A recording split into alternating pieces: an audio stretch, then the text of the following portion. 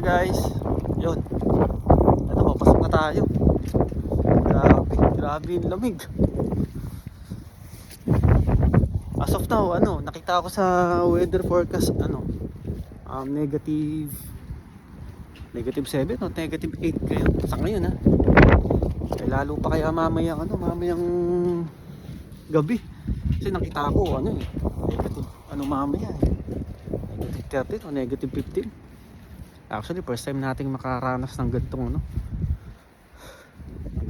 klima. Eh, sa Riyadh naman, maximum na siguro yung 0 o negative 1 dun, diba? So, kakapanibago lang. Kaya nga, ang ginawa ko, imbis na suotin ko yung, grabe. Imbis na suotin ko yung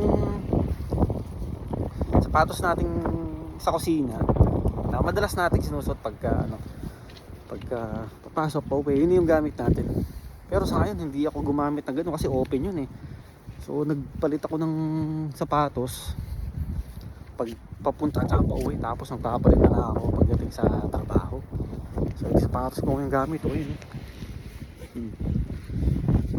Yung talaga, yung close talaga. Kasi wala, hindi mo kakayaan lamig dito, grabe.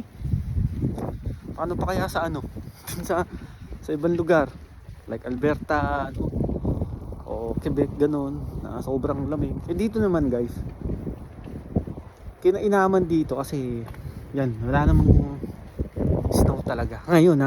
Tignan nyo guys, ngayon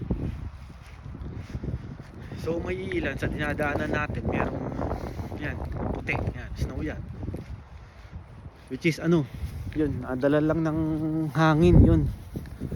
Kaya check natin mamaya kung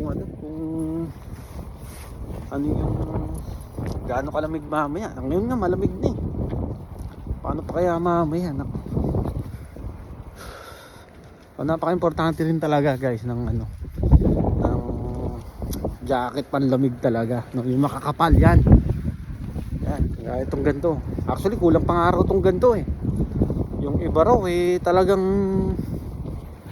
doble o triple yung gamit na ng jacket. So sa ngayon mag-comment tayo, basta kasi hindi natin talaga kakayanin yung guys, yung lamig mamaya pag nagbike tayo at sobrang lamig.